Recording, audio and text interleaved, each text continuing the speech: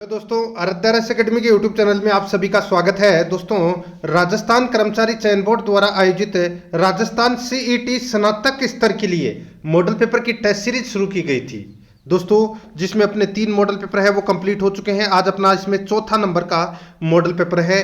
कुल 150 प्रश्न इसमें शामिल किए गए हैं और नवीनतम परीक्षा पैटर्न के अनुसार ये मॉडल पेपर है। परीक्षा में जाने से पहले दोस्तों आपको इन सभी मॉडल पेपरों का टेस्ट है वो देकर जाना है। अपनी तैयारी का अगर आपको सही आकलन करना है तो 150 के 150 क्वेश्चनों का आपको टेस्ट देना है। दोस्तों, अगर आपने पिछले जो 3 सीईटी स्नातक स्तर के जो मॉडल पेपर है उनका अगर टेस्ट नहीं दिया है तो आप प्ले लिस्ट में जाइए, वहां पे आपको फोल्डर मिल जाएगा सीईटी स्नातक स्तर मॉडल पेपर के नाम से आपको वहाँ फोल्डर मिल जाएगा। तो आप वहाँ जाकर पिछले मॉडल पेपरों का टेस्ट है वो अवश्य दें। और आराध्या एकेडमी के यूट्यूब चैनल को सब्सक्राइब नहीं किया तो सब्सक्राइब जरूर करें, बेल आइकन को दबाएं। और वीडियो को लाइक नहीं किया तो दोस्तों एक बार सभी के सभी मित्र हैं वो वीडियो को फटाफट लाइक कर दीजिए और अपने दोस्तों के पास में फेसबुक व्हाट्सएप ग्रुपों पर इन पे शेयर जरूर कीजिएगा। दोस्तों देखिए, यहाँ पे सबसे पहला प्रश्न है, सर वीटी कृष्णमाचारी किस राज्य के दीवान थे? बताइए, सर वीटी कृष्णमाचारी किस राज्य के दीवान थे? तो दोस्तों इसका राइट आंसर हो जाएगा वो है जयपुर रियासत के ये दीवान थे सर वीटी कृष्णमाचारी, याद रखना, ठीक है। और श्री एस वेंकटाचारी है, ये बीकानेर राज्य के दीवान थे, ये भी आपको इसमें याद रखना है। यहां पर सी नंबर का ऑप्शन बिल्कुल सही उत्तर इसमें हो जाएगा। आगे देखिए, यहां पर सेकंड नंबर का प्रश्न है, देखिए संप सभा का प्रथम अधिवेशन कब हुआ? दोस्तों, संप सभा का जो प्रथम अधिवेशन है ये कब हुआ था? यहां पर अपना इसमें राइट आंसर हो जाएगा संप सभा का जो प्रथम अधिवेशन है ये दोस्तों 1903 में हुआ था, ठीक है। और द्वितीय अधिवेशन है ये दोस्तों 1913 में हुआ था, ठीक है। तो यहां पर अपना प्रथम अधिवेशन का पूछा है, डी नंबर का ऑप्शन इसका बिल्कुल सही उत्तर हो जाएगा। 3 नंबर का प्रश्न इसमें देखिए, अशोक परमार को उपरमाल की जागीर किससे प्राप्त हुई थी? बताइए, अशोक परमार को उपरमाल की जागीर किससे प्राप्त हुई? तो दोस्तों इसका राइट आंसर हो जाएगा ये प्राप्त हुई थी दोस्तों किससे? इसका राइट आंसर हो जाएगा वो है दोस्तों इसमें महाराणा सांगा ने दी थी दोस्तों ये अशोक परमार को ये जागीर बिजोलिया की, ठीक है। ये उपरमाल है, ये बिजोलिया को ही बोलते थे दोस्तों। राइट आंसर हो जाएगा यहाँ पे बी नंबर का ऑप्शन बिल्कुल सही। आगे देखिए, यहाँ पर भरतपुर प्रजामंडल निर्माण की घोषणा किस स्थान पर हुई थी? ये मैंने आपको दोस्तों रेट भर्ती की परीक्षा में भी बताया था। भरतपुर प्रजामंडल निर्माण की घोषणा किस स्थान पर हुई थी? तो इसका बिल्कुल सही उत्तर हो जाएगा वो है दोस्तों रेवाड़ी में, रेवाड़ी हरियाणा में दोस्तों इसकी घोषणा हुई थी भरतपुर प्रजामंडल की। यहाँ पर अपना बी नंबर ऑप्शन बिल्कुल सही। आगे देखिए 5 नंबर का प्रश्न है, अच्छा प्रश्न है। देखिए, एक स्वतंत्रता सेनानी द्वारा एक काव्य पाठ 9 रत्नों के पंजों से बचो भूप जवाहर तुम। बताइए, एक स्वतंत्रता सेनानी द्वारा एक काव्य पाठ लिखा गया जिसमें क्या लिखा था कि 9 रत्नों के पंजों से बचो भूप जवाहर तुम, जैसाण के किले पे तिरंगा पाओगे, एक राजा के दरबार में किया गया। यहां जैसाण का अर्थ क्या है? जैसाण का अर्थ क्या है ये सभी को पता होगा, जैसाण का अर्थ है जैसलमेर। तो यहां पर अपना इसमें बी नंबर का जो ऑप्शन है वो इसका राइट आंसर हो जाएगा, याद रखना, ठीक है। आगे देखिए दोस्तों, यहां पे 6 नंबर का प्रश्न है, देखिए आहड़ का उत्खनन कार्य किसके नेतृत्व में निष्पादित हुआ? आहड़ का उत्खनन कार्य किसके नेतृत्व में निष्पादित हुआ? राइट आंसर हो जाएगा दोस्तों ये है एच.डी. सांखलिया के नेतृत्व में यह निष्पादित हुआ। यहां पर ए नंबर का जो ऑप्शन है वो इसका राइट आंसर हो जाएगा, ठीक है। आगे देखिए 7 नंबर का प्रश्न है, अलाउद्दीन खिलजी की विजयों को कालक्रमानुसार व्यवस्थित कीजिए। अलाउद्दीन खिलजी की विजयों को कालक्रमानुसार व्यवस्थित करना है। देखिए, सिर्फ और सिर्फ विजय को अपने को बताना है, ठीक है। 1305 ईस्वी में जालोर पर आक्रमण किया था लेकिन जालोर को जीत नहीं पाया था, ठीक है। तो अपन उसका जिक्र नहीं करेंगे, सिर्फ जीत का ही। 1301 में दोस्तों रणथंबोर पर आक्रमण किया था, अलाउद्दीन खिलजी ने जीत लिया था। 1303 में दोस्तों चित्तौड़ पर आक्रमण किया, जीत लिया था। 1305 में जालोर पर किया था लेकिन जीत नहीं पाया था। तो जालोर को जीतने के लिए पहले सिवाना को जीतना जरूरी था। तो दोस्तों 1308 में सिवाना को जीता, ठीक है। और फिर 1311 ईस्वी में दोस्तों जालोर को जीत लिया। ठीक है, तो यहां पर इसका क्रम अपने को बताना था, कूट भाषा में उत्तर देना था मित्रों। तो यहां पर 1 3 4 2 इसका बिल्कुल सही उत्तर होगा। 1 3 4 2 यानी कि अपना इसमें ए नंबर का जो ऑप्शन है वो इसका बिल्कुल सही उत्तर हो जाएगा। 8 नंबर का प्रश्न इसमें देखिए, जलमार्ग से भारत की खोज करने वाला साहसी नाविक था। जलमार्ग से भारत की खोज करने वाला साहसी नाविक कौन था? इसका बिल्कुल सही उत्तर हो जाएगा दोस्तों, वो साहसी नाविक था, वो था वास्को डी गामा। कौन था? Vasco D gamma. Right answer हो जाएगा इसमें बी नंबर का ऑप्शन बिल्कुल सही। नेक्स्ट आगे देखिए, 9 नंबर का प्रश्न है, राजस्थान में क्रांति के समय शासक राज्य असंगत युग्म है। अपने को बताना है कि 1857 की क्रांति के समय कौन से राज्य का शासक है, कौन सा नहीं था। ठीक है, असंगत पूछा है। देखिए, टोंक का था नवाब वजीरुद्दौला, बिल्कुल सही है। बूंदी का था राम सिंह, बिल्कुल सही है। डूंगरपुर का था दोस्तों उदय सिंह, बिल्कुल सही है। प्रताप सिंह का दोस्तों यहाँ पे पृथ्वी सिंह दे रखा है, जो कि गलत दे रखा है। दोस्तों यहाँ पे मैं आपको बताऊं तो दोस्तों प्रतापगढ़ का 1857 की क्रांति के समय वहां का शासक का नाम था दोस्तों दलपत सिंह। क्या नाम था? दलपत सिंह, याद रखना, दलपत सिंह नाम था दोस्तों वहां के शासक का। तो यहां पर इसमें पृथ्वी सिंह दे रखा है, जो कि गलत दे रखा है, इसलिए यहां पे डी नंबर का ऑप्शन बिल्कुल सही उत्तर हो जाएगा। 10 नंबर का प्रश्न इसमें देखिए, चोरी चोरा की घटना कब हुई थी? दोस्तों ये 1922 में हुई थी और इसी की वजह से असहयोग आंदोलन वापस ले लिया गया था। राइट आंसर हो जाएगा दोस्तों इसमें, वो है गोरखपुर जिले में ये घटना हुई थी दोस्तों चोरी चोरा की। तो यहां पर अपना ए नंबर ऑप्शन बिल्कुल सही। 11 नंबर का प्रश्न है, इसमें देखिए सुमेलित कीजिए, सुमेलित कीजिए। देखिए अभी मैंने आपको बताया था चोरी चोरा कांड ये 1922 में हुआ था। ठीक है, असहयोग आंदोलन ये दोस्तों 1920 में चला था। ठीक है, गांधी इरविन पैक्ट ये हुआ था दोस्तों 1931 में, और बंगाल का प्रथम विभाजन हुआ था 1905 में। ठीक है, तो यहां पर इस प्रश्न का राइट आंसर क्या होना चाहिए? 4 1 2 3, 4 1 2 3, यानी कि आपको यहाँ पे देखिए बी नंबर के ऑप्शन में दिख रहा है, यही अपना राइट आंसर हो जाएगा। 12 नंबर का प्रश्न है, इसमें देखिए विदेशी शासन कितना भी अच्छा क्यों न हो वह स्वराज्य की बराबरी नहीं कर सकता, इस कथन में किसके विचार अभिव्यक्त होते हैं? विदेशी शासन कितना भी अच्छा क्यों न हो वह स्वराज्य की बराबरी नहीं कर सकता, इस कथन के बारे में, यानी कि इस कथन में किसके विचार अभिव्यक्त होते हैं? तो किसके विचार अभिव्यक्त होते हैं? इसका राइट आंसर हो जाएगा वो है दयानंद सरस्वती के विचार है वो अभिव्यक्त होते हैं। यहां पर बी नंबर का जो ऑप्शन है वो इसका बिल्कुल सही उत्तर हो जाएगा। ठीक है, दयानंद सरस्वती के। आगे देखिए 13 नंबर का प्रश्न इसमें देखिए, 17 फरवरी 1951 को तत्कालीन प्रधानमंत्री जवाहरलाल नेहरू ने सेंट्रल ड्रग रिसर्च इंस्टीट्यूट का उद्घाटन किया, ये कहाँ स्थित है? 17 फरवरी 1951 को तत्कालीन प्रधानमंत्री जवाहरलाल नेहरू ने सेंट्रल ड्रग रिसर्च इंस्टीट्यूट का उद्घाटन किया, ये कहाँ स्थित है? इसका बिल्कुल सही उत्तर हो जाएगा दोस्तों, ये स्थित है कहाँ पर? ये लखनऊ में। यहाँ पर ए नंबर का जो ऑप्शन है वो इसका बिल्कुल सही उत्तर हो जाएगा, लखनऊ में।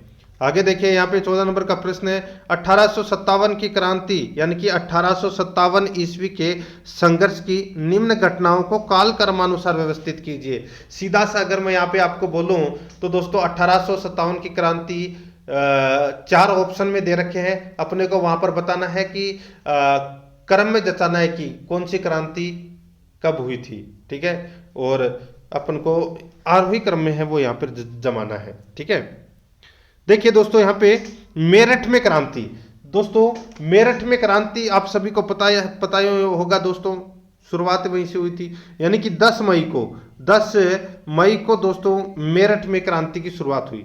ठीक है, उसके बाद में देखिए लखनऊ में तो बाद में हुई थी, झांसी में भी बाद में हुई थी। ठीक है, तो यहाँ पे देखिए नसीराबाद में हुई थी दोस्तों 28 मई को। कब हुई थी? 28 मई को। ठीक है, और यहाँ पे देखिए लखनऊ में विद्रोह हुआ था दोस्तों, ये 30 मई को हुआ था, 30 मई को हुआ था। ठीक है, और झांसी में विद्रोह ये दोस्तों 5 जून को हुआ था, यानी कि ये तो अगले महीने में पहुंच गया। तो यहाँ पे देखिए क्रम अपने को बताना था, तो मेरठ के बाद में नंबर आ रहा है किसका, नसीराबाद का, और नसीराबाद के बाद में लखनऊ, लखनऊ के बाद में झांसी। तो यहाँ पे 1 4 2 3 अपना इसमें राइट आंसर होना चाहिए। 1 4 2 3 क्यों, कौन से ऑप्शन में, तो यहाँ पर देखिए आपको दिख रहा होगा 1 4 2 3, ठीक है। यहाँ पर बी नंबर का जो ऑप्शन है वो इसका बिल्कुल सही उत्तर इसमें हो जाएगा। आगे देखिए 15 नंबर का प्रश्न है, भीलवाड़ा, उदयपुर और चित्तौड़गढ़ जिले राजस्थान के किस कृषि जलवायु प्रदेश में सम्मिलित किए जाते हैं। भीलवाड़ा, उदयपुर और चित्तौड़गढ़ जिले राजस्थान के किस कृषि जलवायु प्रदेश में सम्मिलित किए जाते हैं, तो इसका राइट आंसर हो जाएगा वो है उप आर्द्र दक्षिणी मैदान। भीलवाड़ा, उदयपुर और चित्तौड़गढ़ जिले राजस्थान के किस कृषि जलवायु प्रदेश में सम्मिलित किए जाते हैं, तो उप आर्द्र दक्षिणी मैदान के। तो यहाँ पर ए नंबर का जो ऑप्शन है वो इसका बिल्कुल सही उत्तर इसमें हो जाएगा। आगे देखिए 16 नंबर का प्रश्न है, मुसलमानों के किस त्योहार के दिन ताजिए निकाले जाते हैं। मुसलमान के किस त्योहार के दिन ताजिए निकाले जाते हैं, इसका राइट आंसर हो जाएगा दोस्तों वो है ताजिए। ताजिए तो ये तो सभी को पता होगा दोस्तों, जहाँ पे मैं बात कर रहा हूँ ताजिए की, तो मोहर्रम के दिन निकाले जाते हैं ये ताजिए। कब निकाले जाते हैं दोस्तों, मोहर्रम के दिन है वो ताजिए यहाँ पर निकाले जाते हैं, ठीक है।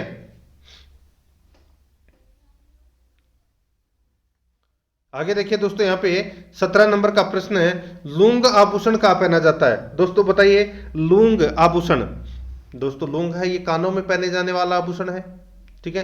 राइट आंसर हो जाएगा यहाँ पे डी नंबर का ऑप्शन बिल्कुल सही उत्तर। आगे देखिए यहाँ पे 18 नंबर का प्रश्न है, निम्नलिखित में से कौन सा संप्रदाय निर्गुण भक्ति संप्रदाय नहीं है। बताइए, निम्नलिखित में से कौन सा संप्रदाय निर्गुण भक्ति संप्रदाय नहीं है, तो इसका राइट आंसर हो जाएगा वो है दोस्तों रामदासी। तो यहाँ पर बी नंबर का जो ऑप्शन है वो इसका बिल्कुल सही उत्तर हो जाएगा, रामदासी इसका बिल्कुल सही उत्तर इसमें हो जाएगा, ठीक है। ये निर्गुण भक्ति संप्रदाय है, ये नहीं है। आगे देखिए दोस्तों यहाँ पे देखिए 19 नंबर का प्रश्न है, क्षेत्रफल, नाम तो सुना ही होगा। क्षेत्रफल राजस्थान की संस्कृति में एक महत्वपूर्ण पहलू रहा है। दोस्तों ये महत्वपूर्ण पहलू रहा है, तो ये किसके रूप में महत्वपूर्ण पहलू रहा है, तो इसका राइट आंसर हो जाएगा वो है दोस्तों ग्राम देवता के रूप में दोस्तों इनका महत्वपूर्ण स्थान रहा है। तो यहाँ पर पूजा भी जाता है इनको। राइट आंसर हो जाएगा सी नंबर का ऑप्शन बिल्कुल सही। 20 नंबर का प्रश्न इसमें देखिए, गौतमेश्वर धाम किस जिले में स्थित है। गौतमेश्वर धाम किस जिले में स्थित है, इसका राइट आंसर हो जाएगा वो है दोस्तों ये प्रतापगढ़ जिले में ये स्थित है गौतमेश्वर धाम। यहाँ पर ए नंबर का जो ऑप्शन है वो इसका बिल्कुल सही उत्तर इसमें हो जाएगा। आगे देखिए यहाँ पे 21 नंबर का प्रश्न है, गरासिया जनजाति से संबंधित नृत्य शैली है। गरासिया जनजाति से संबंधित नृत्य शैली है तो वो कौन सी है, इसका राइट आंसर हो जाएगा वो है दोस्तों तेरह ताली नृत्य। सॉरी गरासिया जनजाति का पूछा है। तो दोस्तों गरासिया जनजाति का जो नृत्य है वो है यहाँ पे देखिए लूर नृत्य है। लूर नृत्य है ये गरासिया जनजाति का नृत्य है दोस्तों। कौन सा, लूर नृत्य है ये दोस्तों गरासिया जनजाति का ये नृत्य है, ठीक है। और यह नृत्य मुख्यतः मेले और शादी के अवसर पर गरासिया जनजाति की जो लूर गोत्र होता है, ठीक है, उनकी स्त्रियों द्वारा ये नृत्य किया जाता है। यहाँ पर राइट आंसर हो जाएगा लूर। आगे देखिए बडार, जो ये तेरह ताली नृत्य तो वो दोस्तों रामदेव जी के मेले में किया जाता है, ठीक है। आगे देखिए बडार बोझ किस अवसर पर रखा जाता है। बडार बोझ किस अवसर पर रखा जाता है, इसका राइट आंसर हो जाएगा वो है दोस्तों विवाह के समय पर ये बडार बोझ का आयोजन रखा जाता है। यहाँ पर सी नंबर ऑप्शन बिल्कुल सही उत्तर हो जाएगा। आगे देखिए दोस्तों यहाँ पे 23 नंबर का प्रश्न है, इसमें देखिए डटकी, थाली एवं खेराड़ी उपबोलियां राजस्थान की किस बोली से संबंधित है। बताइए दोस्तों, डटकी, थाली एवं खेराड़ी उपबोलियां राजस्थान की किस बोली से संबंधित है, इसका राइट आंसर हो जाएगा वो है दोस्तों इसमें मारवाड़ी। यहाँ पर अपना इसमें बी नंबर का ऑप्शन राइट आंसर हो जाएगा मारवाड़ी। आगे देखिए 24 नंबर का प्रश्न है, अजमेर लघु चित्र को संबद्ध करने वाले चित्रकारों में एक स्त्री चित्रकार का प्रमुख स्थान है, वह कौन है। अजमेर लघु चित्र को समृद्ध करने वाले चित्रकारों में एक स्त्री चित्रकार का प्रमुख स्थान है, वह है, तो वह कौन है? तो इसका राइट आंसर हो जाएगा वो है दोस्तों साहिबा। कौन है? साहिबा। याद रखना ये दोस्तों अजमेर की महिला चित्रकार थी, प्रसिद्ध महिला चित्रकार थी साहिबा। यहाँ पर डी नंबर का ऑप्शन बिल्कुल सही। 25 नंबर का प्रश्न इसमें देखिए, छातो यानी कि अम्ब्रेला, ठीक है, छाते होते हैं ना, ठीक है, तो छातों के लिए प्रसिद्ध है। तो बताइए छाते कहाँ के प्रसिद्ध हैं? ये तो सभी को पता होगा दोस्तों, छाते हैं ये कहाँ के प्रसिद्ध है? फालना के। कहाँ के प्रसिद्ध है? फालना के, ठीक है। ये पाली जिले में है, ये फालना, रानी फालना नाम तो सुना ही होगा, एक स्टेशन भी आता है। तो वो छातों के लिए प्रसिद्ध है दोस्तों। बी नंबर का ऑप्शन बिल्कुल सही। 26 नंबर का प्रश्न इसमें देखिए, शाहजहां के बेटे दारा शिकोह का जन्म राजस्थान के किस दुर्ग में हुआ था? बताइए राजस्थान के कौन से दुर्ग में हुआ था? राइट आंसर हो जाएगा दोस्तों इसमें तारागढ़ दुर्ग अजमेर में हुआ था दोस्तों शाहजहां के बेटे दारा शिकोह का जन्म। राइट आंसर इसमें ए नंबर ऑप्शन हो जाएगा। 27 नंबर का प्रश्न इसमें देखिए, कौन सा राज्य उत्तर पूर्वी राज्यों की 7 बहनों का भाग नहीं है? कौन सा राज्य उत्तर पूर्वी राज्यों की 7 बहनों का भाग नहीं है? तो दोस्तों इसका राइट आंसर हो जाएगा, देखिए यहां पर मैं आपको बताऊं, देखिए पूर्वोत्तर के 7 राज्य हैं, ठीक है, जिनको 7 सिस्टर्स के नाम से जाना जाता है, यानी कि 7 बहनें कही जाती है, जिसमें अरुणाचल प्रदेश, असम, नागालैंड, मेघालय, मणिपुर, मिजोरम और त्रिपुरा ये शामिल होते हैं दोस्तों उसमें, ठीक है। अब दोस्तों यहां पर देखिए मेघालय है, अरुणाचल प्रदेश है, त्रिपुरा है, लेकिन पश्चिम बंगाल नहीं है। तो यहां पर अपना इसमें राइट आंसर क्या हो जाएगा? बी नंबर का ऑप्शन बिल्कुल सही उत्तर। 28 नंबर का प्रश्न इसमें देखिए, भारत का कुल क्षेत्रफल दुनिया के कुल भौगोलिक क्षेत्र का लगभग कितना प्रतिशत है? भारत का कुल क्षेत्रफल दुनिया के कुल भौगोलिक क्षेत्र का लगभग कितना प्रतिशत है? इसका राइट आंसर हो जाएगा वो है दोस्तों, बताइए कितना प्रतिशत? तो 2.4 प्रतिशत है। कितना है? 2.4 प्रतिशत है। तो यहां पर अपना इसमें राइट आंसर क्या हो जाएगा? 2.4 प्रतिशत है लगभग, ठीक है, याद रखना है आपको, जिसमें लगभग 17.5 प्रतिशत जनसंख्या निवास करती है संपूर्ण विश्व की, ये भी याद रखना है आपको। आगे देखिए, निम्न में से कौन सी नदी का उद्गम मानसरोवर झील के निकट नहीं है? बताइए कौन सी नदी का उद्गम मानसरोवर झील के निकट नहीं है? इसका बिल्कुल सही उत्तर हो जाएगा वो है दोस्तों अपना इसमें देखिए, यहाँ पे सतलज का है, सिंधु का है, ब्रह्मपुत्र का है, लेकिन चिताब का नहीं है। तो यहाँ पर अपना इसमें डी नंबर का ऑप्शन राइट आंसर हो जाएगा। आगे देखिए, बाबा बूदन पहाड़ी लोह अयस्क भंडार किस राज्य में स्थित है? बाबा बूदान पहाड़ी लोहा अयस्क भंडार किस राज्य में स्थित है? तो इसका राइट आंसर हो जाएगा वो है दोस्तों कर्नाटक, ठीक है। बाबा बुदन की पहाड़ी कहाँ पर है? कर्नाटक में है, और ये लोहा अयस्क भंडार की खान है। राइट आंसर इसमें बी नंबर का ऑप्शन बिल्कुल सही उत्तर हो जाएगा। आगे देखिए, 31 नंबर का प्रश्न है, अभ्यारण्य राइनो के लिए जाना जाता है, वह अभ्यारण्य जो राइनो के लिए जाना जाता है, इसका राइट आंसर हो जाएगा वो है काजीरंगा। यहाँ पर ए नंबर का जो ऑप्शन है वो इसका बिल्कुल सही उत्तर हो जाएगा काजीरंगा। आगे देखिए, यहाँ पर 32 नंबर का प्रश्न है, श्वेत क्रांति का संबंध किससे है? बताइए श्वेत क्रांति का संबंध किससे है? इसका राइट आंसर हो जाएगा वो है दोस्तों दुग्ध उत्पादन से संबंधित है श्वेत क्रांति का संबंध, ठीक है। बी नंबर ऑप्शन बिल्कुल सही उत्तर हो जाएगा। 33 नंबर प्रश्न है, इसमें देखिए, 2 बड़े भू समूह को जोड़ने वाली संकीर्ण भूपट्टी को क्या कहते हैं? 2 बड़े भू समूह को जोड़ने वाली संकीर्ण भूपट्टी को क्या कहते हैं? इसका राइट आंसर हो जाएगा दोस्तों वो है अपना इसमें जलडमरू मध्य कहते हैं उसे। क्या कहते हैं? जलडमरू मध्य। यहाँ पर बी नंबर का ऑप्शन बिल्कुल सही उत्तर हो जाएगा। आगे देखिए, 34 नंबर का प्रश्न है, पूर्वी तटीय मैदान का एक अन्य नाम है, पूर्वी तटीय मैदान का एक अन्य नाम है, इसका राइट आंसर हो जाएगा वो है दोस्तों मालाबार तटीय मैदान, मालाबार तटीय मैदान। तो यहाँ पर डी नंबर का जो ऑप्शन है वो इसका बिल्कुल सही उत्तर हो जाएगा मालाबार तटीय मैदान, ठीक है। पूर्वी तटीय मैदान का एक अन्य नाम है। ओहो हो देखिए, पूर्वी तटीय मैदान का पूछा है ना कि पश्चिमी का। तो दोस्तों यहाँ पे कोरोमंडल तटीय मैदान होगा, ठीक है, कोरोमंडल तटीय मैदान होगा इस प्रश्न का राइट आंसर। याद रखना दोस्तों, भारत के पूर्वी तट के फाल्स डीवी बिंदु से केप केमोरियन तक के भाग को दोस्तों कोरोमंडल तट कहा जाता है, ठीक है। और दोस्तों कोंकण तट है, ये गुजरात मैदान में के क्षेत्र को कहा जाता है। और मालाबार तट का जो भाग है ये भारत का जो पश्चिमी तट है, ठीक है, पश्चिमी तट से दक्षिणी भूभाग तक का जो क्षेत्र है उसको मालाबार तट कहा जाता है। यहाँ पे पूर्वी तट की बात कही गई है तो दोस्तों कोरोमंडल तट आएगा इसमें, ठीक है। यहाँ पर सी नंबर का ऑप्शन राइट आंसर। आगे देखिए 35 नंबर का प्रश्न है, भारत में इस्पात कारखानों का कौन सा समूह स्वतंत्रता के पश्चात बनाए गए थे? बताइए, भारत में इस्पात कारखानों का कौन सा समूह है स्वतंत्रता के पश्चात बनाए गए थे?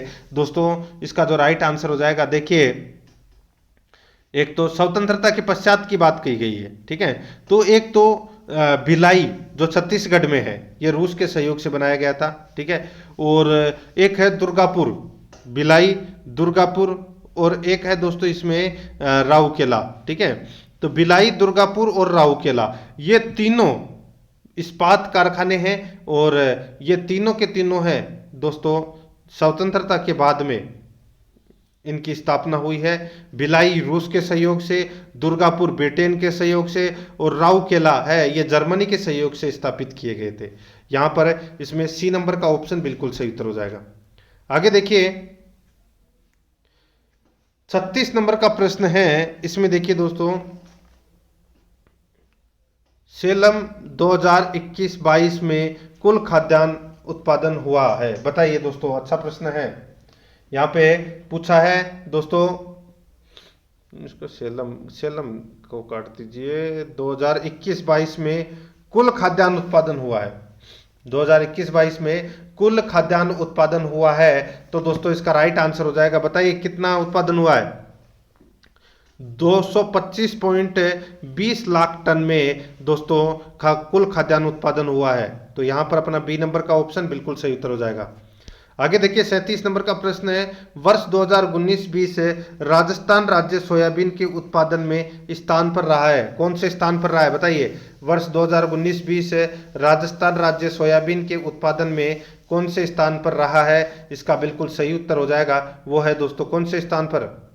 ये रहा है दोस्तों द्वितीय स्थान पर, द्वितीय स्थान पर। ए नंबर का ऑप्शन बिल्कुल सही उत्तर हो जाएगा। आगे देखिए राजस्थान में सामान्य थोक मूल्य सूचकांक का आधार वर्ष है। राजस्थान में यानी कि राजस्थान के सामान्य थोक मूल्य सूचकांक का आधार वर्ष क्या है? इसका राइट आंसर हो जाएगा, वो है दोस्तों 1999 से 2000। यहाँ पर ए नंबर का जो ऑप्शन है वो इसका बिल्कुल सही उत्तर हो जाएगा, 1999 से 2000। आगे देखिए राजस्थान लघु उद्योग निगम लिमिटेड यानी कि राजसिको की स्थापना कब की गई? दोस्तों राजसिको की जो स्थापना है ये की गई थी दोस्तों जून 1961 में। जून 1961 में राजसिको की स्थापना की गई थी। यहाँ पर डी नंबर का जो ऑप्शन है वो इसका बिल्कुल सही उत्तर हो जाएगा। आगे देखिए 40 नंबर का प्रश्न है, राजस्थान आर्थिक समीक्षा 2021-22 के अनुसार शुद्ध राज्य घरेलू उत्पाद प्रचलित मूल्यों पर कितना है? राजस्थान आर्थिक समीक्षा 2021-22 के अनुसार शुद्ध राज्य घरेलू उत्पाद प्रचलित मूल्यों पर कितना है? इसका राइट आंसर हो जाएगा, वो है प्रचलित मूल्यों पर पूछ रहा है दोस्तों यहाँ पे। तो यहाँ पर देखिए 10,78,903 करोड़ रुपए है, ठीक है। तो यहाँ पर अपना इसमें ए नंबर का जो ऑप्शन है वो इसका बिल्कुल सही उत्तर हो जाएगा।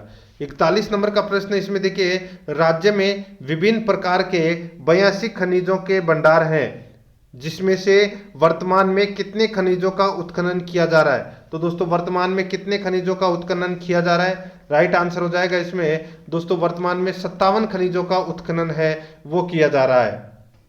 यहां पर अपना इसमें राइट आंसर ए नंबर का ऑप्शन बिल्कुल सही उत्तर हो जाएगा। आगे देखिए यहाँ पे 42 नंबर का प्रश्न है, मुख्यमंत्री युवा संबल योजना के तहत बेरोजगारी भत्ता रुपए 4,000 पुरुषों के लिए तथा कितने रुपए महिलाओं, ट्रांसजेंडरों और दिव्यांगजनों के पात्र बेरोजगारों के लिए कर दिया गया है? बताइए। देखिए पुरुषों को तो बेरोजगारी भत्ता है वो 4,000 रुपये का दिया जा रहा है, तो महिलाओं को, ट्रांसजेंडरों को और दिव्यांगजनों को कितने रुपए दिए जा रहे हैं ये अपने को यहाँ पर बताना है। इसका राइट आंसर हो जाएगा वो है दोस्तों 4,500 रुपये। यहाँ पर डी नंबर का ऑप्शन बिल्कुल सही उत्तर हो जाएगा, 4,500 रुपये। आगे देखिए पशुगणना 2019 के अनुसार राजस्थान में कुल पशुधन है। पशुगणना 2019 के अनुसार राजस्थान में कुल पशुधन है, तो दोस्तों राजस्थान में कुल पशुधन कितने हैं? राइट आंसर हो जाएगा 568.01 लाख, 568.01 लाख है ये कुल पशुधन है। राइट आंसर हो जाएगा यहाँ पे ए नंबर ऑप्शन बिल्कुल सही। 44 नंबर का प्रश्न इसमें देखिए, जनगणना 2011 के अनुसार राजस्थान में न्यूनतम शहरी लिंगानुपात वाले जिले जैसलमेर का लिंगानुपात कितना है? जनगणना 2011 के अनुसार राजस्थान में न्यूनतम शहरी लिंगानुपात वाले जिले जैसलमेर का लिंगानुपात कितना है? दोस्तों जैसलमेर का लिंगानुपात है वो 807। कितना है? 807 है ये जैसलमेर का लिंगानुपात है दोस्तों। राइट आंसर हो जाएगा बी नंबर ऑप्शन बिल्कुल सही। आगे देखिए, राज्य महाधिवक्ता व राज्य लोक सेवा आयोग के अध्यक्ष व सदस्यों की नियुक्ति कौन करता है? बताइए दोस्तों, राज्य महाधिवक्ता और राज्य लोक सेवा आयोग के अध्यक्ष एवं सदस्यों की जो नियुक्ति है वो दोस्तों राज्यपाल ही करता है। कौन करता है? राज्यपाल। तो यहाँ पर बी नंबर का जो ऑप्शन है वो इसका बिल्कुल सही उत्तर हो जाएगा। 46 नंबर का प्रश्न इसमें देखिए, राजस्थान के मंत्रिपरिषद में मुख्यमंत्री सहित विधानसभा की कुल सदस्य संख्या के अधिक से अधिक कितने प्रतिशत सदस्य हो सकते हैं?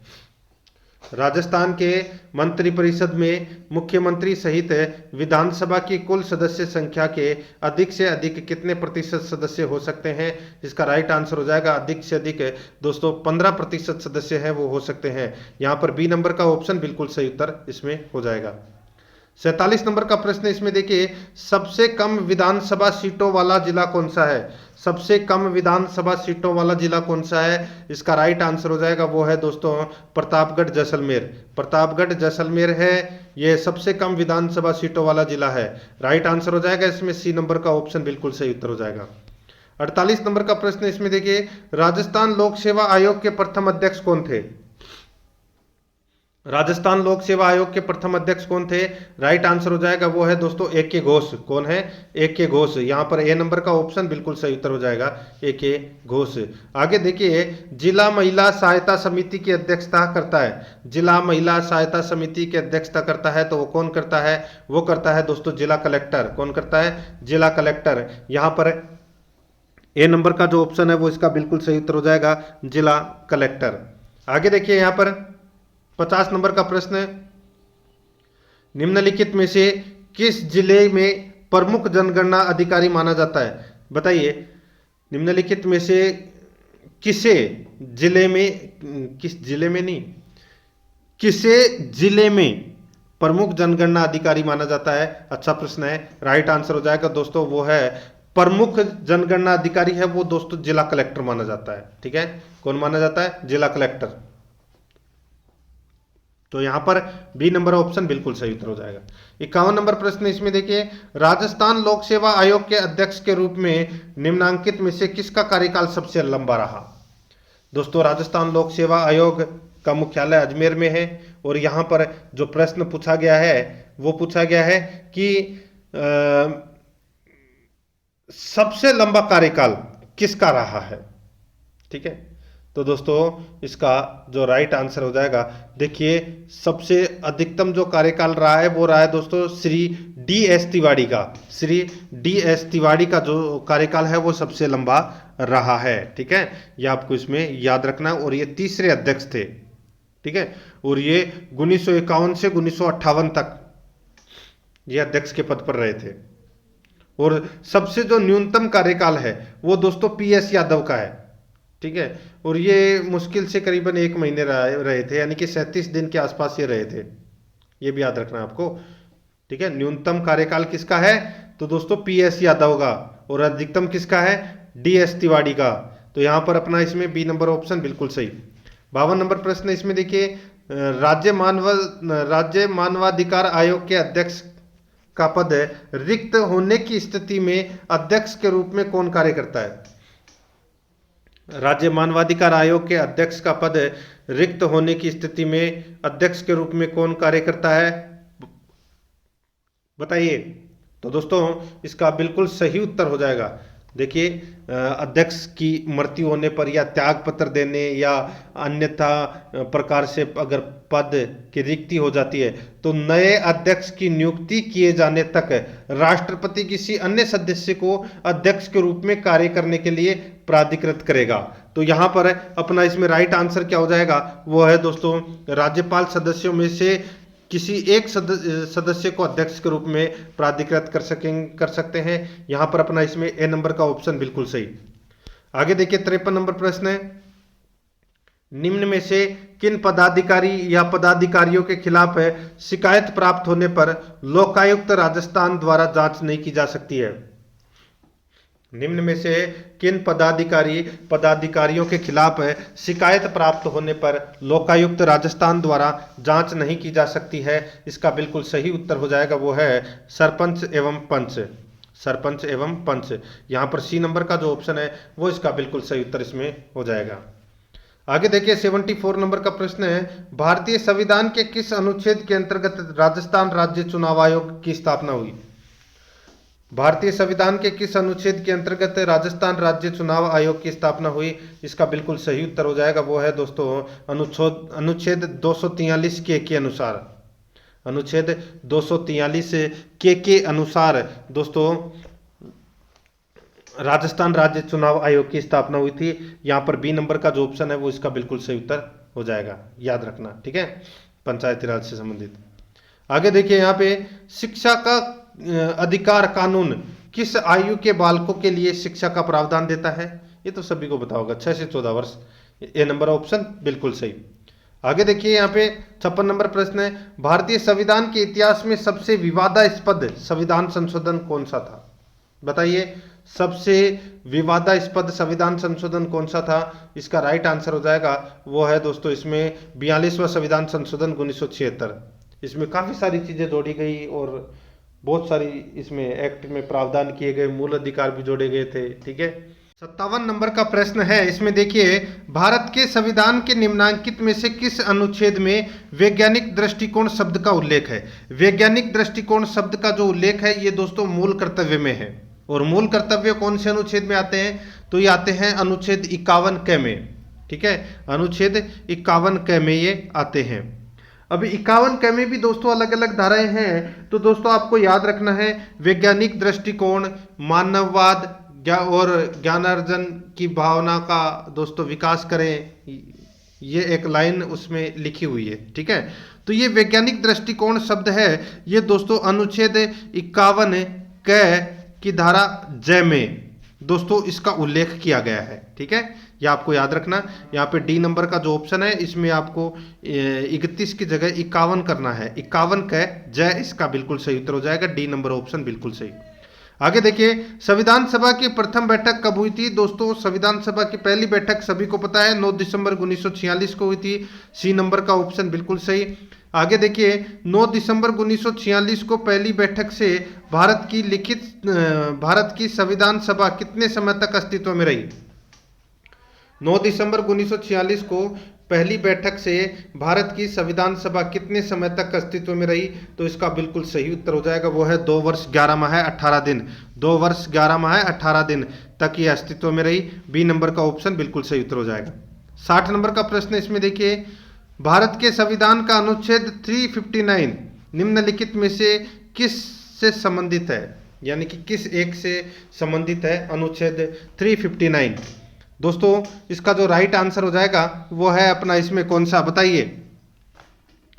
तो दोस्तों इसका सही उत्तर हो जाएगा वो है दोस्तों किसी राज्य में राष्ट्रपति शासन का जो प्रख्यान है, ठीक है, वो इसमें इसका उल्लेख है। और अनुच्छेद 360 में तो दोस्तों वित्तीय आपातकाल की घोषणा है, ठीक है, तो उससे एक पहले यानी कि किसी राज्य में राष्ट्रपति के शासन का प्रख्यान है 359 में, तो यहाँ पर बी नंबर का ऑप्शन बिल्कुल सही उत्तर हो जाएगा।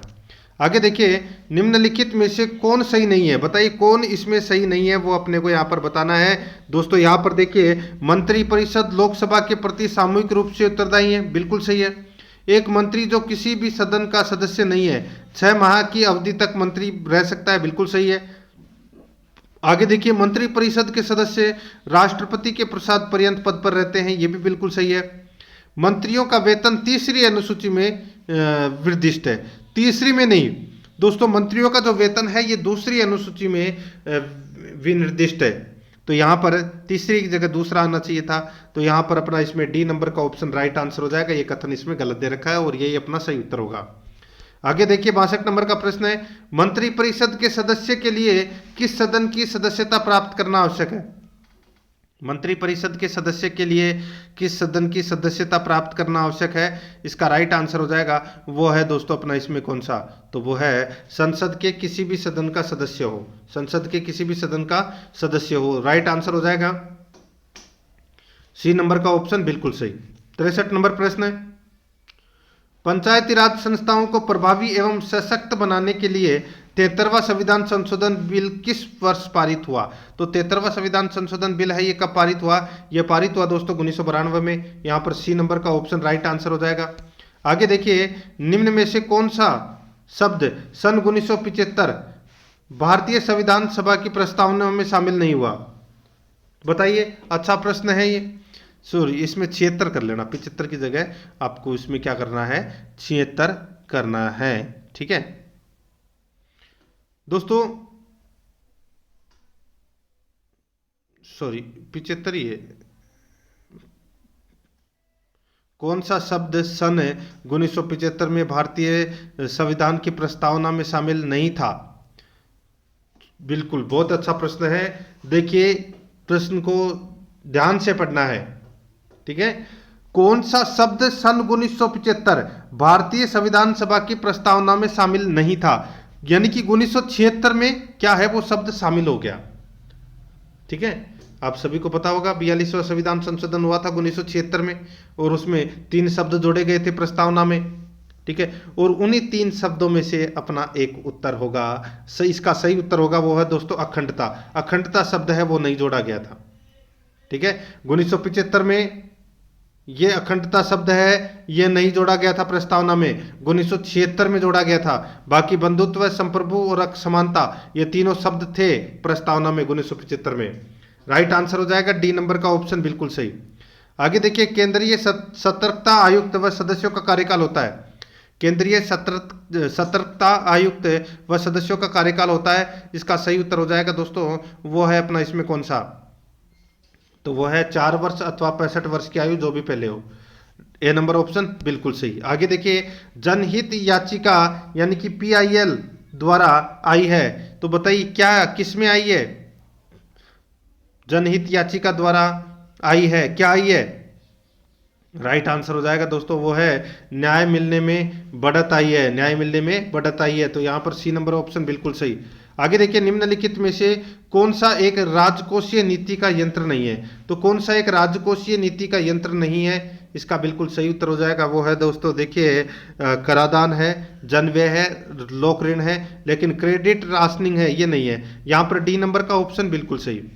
आगे देखिए, भारत में राष्ट्रीय आय का मापांकन किया जाता है। भारत में राष्ट्रीय आय का मापांकन किया जाता है, इसका सही उत्तर हो जाएगा दोस्तों वो है इसमें प्रत्येक वर्ष। यहाँ पर ए नंबर का जो ऑप्शन है वो इसका बिल्कुल सही उत्तर हो जाएगा प्रत्येक वर्ष। आगे देखिए 69 नंबर का प्रश्न है, निम्नलिखित में से किस दर से बैंक भारतीय रिजर्व बैंक से कर्ज लेते हैं? निम्नलिखित में से किस दर से बैंक भारतीय रिजर्व बैंक से कर्ज लेते हैं? इसका राइट आंसर हो जाएगा दोस्तों वो है अपना इसमें रेपो दर से। ठीक है, रेपो रेट से कर्ज लेते हैं दोस्तों ये। यहाँ पर बी नंबर का ऑप्शन बिल्कुल सही। आगे देखिए 70 नंबर का प्रश्न है, नई आर्थिक नीति का श्रेय किसे जाता है? नई आर्थिक नीति का श्रेय किसे जाता है? इसका राइट आंसर हो जाएगा वो है दोस्तों स्वर्गीय PV नरसिम्हा राव और डॉक्टर मनमोहन सिंह को दोस्तों नई आर्थिक नीति का श्रेय है वो दिया जाता है। यहाँ पर अपना बी नंबर का जो ऑप्शन है वो इसका बिल्कुल सही उत्तर इसमें हो जाएगा।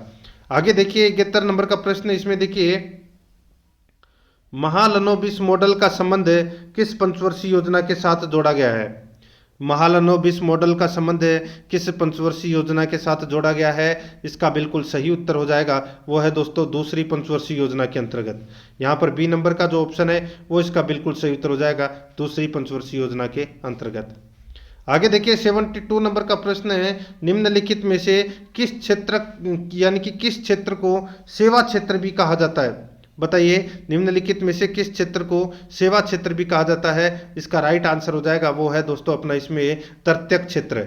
तृतीयक क्षेत्र को सेवा क्षेत्र भी कहा जाता है। यहाँ पर सी नंबर का जो ऑप्शन है वो इसका बिल्कुल सही उत्तर इसमें हो जाएगा। ठीक है, और इसके अंतर्गत क्या क्या आता है? व्यापार, यातायात, संस्कृति, मनोरंजन, ये सारी की सारी चीजें आती है इसमें। ठीक है, तो यहाँ पर सी नंबर ऑप्शन बिल्कुल सही। 73 नंबर का प्रश्न इसमें देखिए, प्रचलन बेरोजगारी निम्न में से किसकी एक विशेषता है? प्रचलन बेरोजगारी निम्न में से किसकी एक विशेषता है? इसका राइट आंसर हो जाएगा वो है दोस्तों ये कृषि की एक विशेषता है। यहाँ पर सी नंबर का जो ऑप्शन है वो इसका बिल्कुल सही उत्तर इसमें हो जाएगा। आगे देखिए, नाल हवाई अड्डा अवस्थित है। नाल हवाई अड्डा अवस्थित है, इसका राइट आंसर हो जाएगा वो है दोस्तों अपना इसमें नाल हवाई अड्डा कहाँ पर है? बीकानेर में है दोस्तों। ये नाल हवाई अड्डा कहाँ पर है? बीकानेर में। सही उत्तर हो जाएगा इसमें बी नंबर ऑप्शन बिल्कुल सही। आगे देखिए, नीचे दो कथन दिए जा रहे हैं, अपने को यहां पर बताना है कि कौन सा कथन इसमें सत्य है। देखिए, कथन और कारण ये दो दिए गए। कथन में देखिए, ग्रामीण राजस्थान में बायोगैस ऊर्जा का उत्तम स्रोत है। ग्रामीण राजस्थान में बायोगैस ऊर्जा का उत्तम स्रोत है।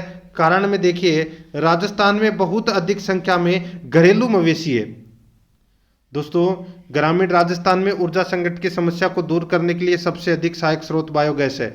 यहां पर इस प्रश्न का जो राइट आंसर हो जाएगा वो हो जाएगा दोस्तों, देखिए ए और आर दोनों कथन सही है। ठीक है, और यहां पर दोस्तों देखिए जो आर है, आर यहां पर ए का सही स्पष्टीकरण है, बिल्कुल सही है। यहां पर ए नंबर का ऑप्शन बिल्कुल सही उत्तर हो जाएगा। आगे देखिए, 76 नंबर का प्रश्न है, मनुष्यों में रक्त तीक्ष्णता या रक्त क्षीणता। ठीक है, मनुष्यों में रक्त क्षीणता यानी कि एनीमिया का मुख्य कारण क्या है? तो इसका मुख्य कारण है वो है दोस्तों लोहे की कमी। बी नंबर का जो ऑप्शन है वो इसका बिल्कुल सही उत्तर हो जाएगा, लोहे की कमी। 77 नंबर का प्रश्न इसमें देखिए, मलेरिया रोग की खोज का श्रेय है। मलेरिया रोग की खोज का श्रेय किसे जाता है? इसका सही उत्तर हो जाएगा वो है दोस्तों इसमें सर रोनाल्ड रॉस को मलेरिया रोग की खोज का श्रेय दिया जाता है। सी नंबर का ऑप्शन बिल्कुल सही उत्तर हो जाएगा। आगे देखिए, 78 नंबर प्रश्न है, भौतिक परिवर्तन के लिए ऐसा नाम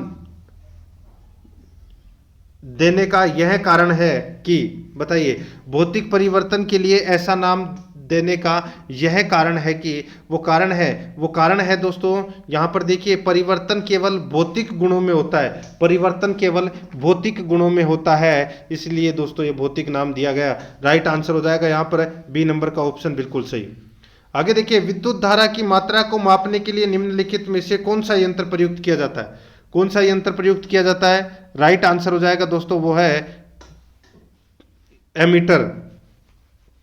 एमीटर, तो यहां पर अपना इसमें राइट आंसर हो जाएगा डी नंबर का ऑप्शन बिल्कुल सही उत्तर हो जाएगा, एमीटर। आगे देखिए, यहाँ पे किसी वस्तु में उसकी गति के कारण उपस्थित ऊर्जा को क्या कहते हैं? किसी वस्तु में उसकी गति के कारण उपस्थित ऊर्जा को क्या कहते हैं? इसका राइट आंसर हो जाएगा वो है दोस्तों गतिज ऊर्जा कहते हैं। सी नंबर का ऑप्शन बिल्कुल सही उत्तर हो जाएगा, गतिज ऊर्जा। आगे देखिए, 81 नंबर का प्रश्न है, पृथ्वी के वायुमंडल में सर्वाधिक पाई जाने वाली गैस कौन सी है? पृथ्वी के वायुमंडल में सर्वाधिक पाई जाने वाली गैस कौन सी है? इसका राइट आंसर हो जाएगा वो है दोस्तों नाइट्रोजन। यहाँ पर बी नंबर का जो ऑप्शन है वो इसका बिल्कुल सही उत्तर हो जाएगा, नाइट्रोजन। आगे देखिए, 82 नंबर का प्रश्न है, भारतीय अंतरिक्ष विज्ञान एवं प्रौद्योगिकी संस्थान कहाँ स्थित है? भारतीय अंतरिक्ष विज्ञान एवं प्रौद्योगिकी संस्थान कहाँ स्थित है? इसका राइट आंसर हो जाएगा दोस्तों, ये स्थित है कहाँ पर? तो ये स्थित है दोस्तों तिरुवनंतपुरम में। कहाँ पर है? तिरुवनंतपुरम में। यहाँ पर डी नंबर का ऑप्शन बिल्कुल सही उत्तर हो जाएगा, तिरुवनंतपुरम में। आगे देखिए, फलों, सब्जियों, बेल वाले पौधों के बढ़ने और खाद्य पदार्थों के संरक्षण के विज्ञान को किसके रूप में जाना जाता है? फलों, सब्जियों, बेल वाले पौधों के बढ़ने और खाद्य पदार्थों के संरक्षण के विज्ञान को किसके रूप में जाना जाता है? इसका बिल्कुल सही उत्तर हो जाएगा दोस्तों, वो है अपना इसमें कौन सा? तो वो है उद्यान कृषि। यहाँ पर बी नंबर का ऑप्शन बिल्कुल सही उत्तर हो जाएगा, उद्यान कृषि। आगे देखिए, यदि रक्त में शर्करा का स्तर बढ़ जाता है तो किस हार्मोन का स्राव होता है? यदि रक्त में शर्करा का स्तर बढ़ जाता है तो किस हार्मोन का स्राव होता है? इसका राइट आंसर हो जाएगा वो है इंसुलिन का। यहाँ पर ए नंबर का ऑप्शन बिल्कुल सही उत्तर हो जाएगा, इंसुलिन का। आगे देखिए, निम्न में से कौन से 3 आर पर्यावरण के अनुकूल माने जाते हैं? निम्न में से कौन से 3 आर पर्यावरण के अनुकूल माने जाते हैं? इसका राइट आंसर हो जाएगा वो है दोस्तों, देखिए, एक तो है रिड्यूस, एक है रीयूज और एक है रिसाइकल। ठीक है, यहाँ पर ए नंबर का जो ऑप्शन है वो इसका बिल्कुल सही उत्तर हो जाएगा। 86 नंबर का प्रश्न, इसमें देखिए, राजस्थान सरकार द्वारा कितनी गांधीवादी विभूतियों को सद्भावना पुरस्कार से सम्मानित किया गया है? राजस्थान सरकार द्वारा कितनी गांधीवादी विभूतियों को सद्भावना पुरस्कार से सम्मानित किया गया है? इसका राइट आंसर हो जाएगा वो है दोस्तों इसमें 5। यहाँ पर राइट आंसर क्या हो जाएगा? 5, सी नंबर ऑप्शन बिल्कुल सही। आगे देखिए, सितंबर 2022 में जैसलमेर में श्री तनोट माता मंदिर कॉम्प्लेक्स परियोजना का शिलान्यास किसने किया? सितंबर 2022 में जैसलमेर में श्री तनोट मंदिर कॉम्प्लेक्स परियोजना का शिलान्यास किसने किया? इसका राइट आंसर हो जाएगा वो है अमित शाह ने। किसने किया था? अमित शाह ने। राइट आंसर इसमें बी नंबर ऑप्शन हो जाएगा। आगे देखिए, यहाँ पे 14वें उपराष्ट्रपति के रूप में 11 अगस्त 2022 को शपथ लेने वाले जगदीप धनखड़ का संबंध किस स्थान से है? दोस्तों, जगदीप धनखड़ का जो संबंध है वो झुंझुनू से है, झुंझुनू राजस्थान से। यहाँ पर बी नंबर ऑप्शन बिल्कुल सही। देखिए, सीईटी की परीक्षा के अंदर है दोस्तों, कम से कम आपको 120 प्लस प्रश्न सही करने ही है 150 में से। ठीक है, तो आपका श्योर सिलेक्शन माना जाएगा। अगर आप 100 के और 120 के बीच में हैं, ठीक है, तो आप संभावित के अंतर्गत आएंगे। ठीक है, 120 प्लस लाओगे तो श्योर में। आगे देखिए, 89 नंबर प्रश्न है। इसमें देखिए, महाजन फील्ड फायरिंग रेंज किस राज्य में है जहां भारत ओमान संयुक्त सैन्य अभ्यास अल नजा है 4 का आयोजन 1 से 13 अगस्त 2022 को किया गया? दोस्तों, इसका जो राइट आंसर हो जाएगा वो है कौन सा? तो दोस्तों, इसका बिल्कुल सही उत्तर है वो माना जाएगा दोस्तों इसमें, वो है राजस्थान में। यहाँ पर ए नंबर का ऑप्शन बिल्कुल सही। देखिए, यहाँ पे 90 नंबर का प्रश्न है। प्रधानमंत्री नरेंद्र मोदी किन 2 देशों की यात्रा पर 26 से 28 जून 2022 को गए थे?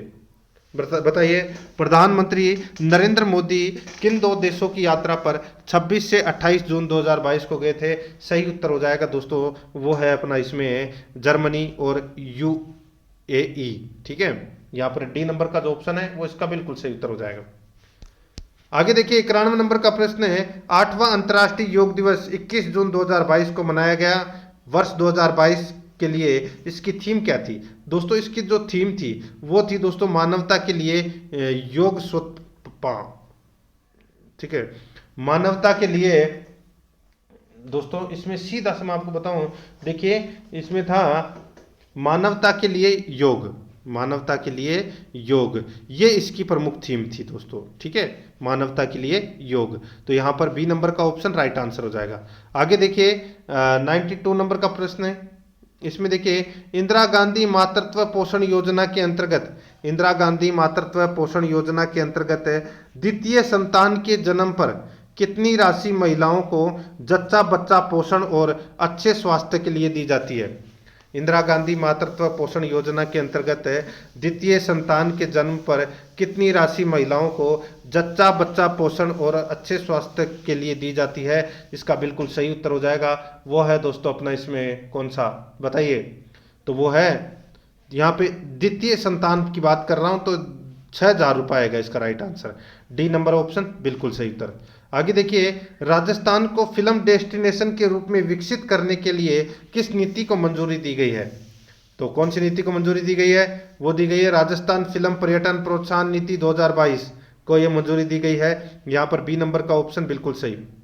आगे देखिए, 94 नंबर का प्रश्न है। बजट घोषणा 2022-23 के अनुसार राजस्थान स्टेट स्पोर्ट्स इंस्टीट्यूट की स्थापना किस जिले में होगी? बजट घोषणा 2022-23 के अनुसार राजस्थान स्टेट स्पोर्ट्स इंस्टीट्यूट की स्थापना किस जिले में होगी? राइट आंसर हो जाएगा दोस्तों वो है अपना इसमें जोधपुर।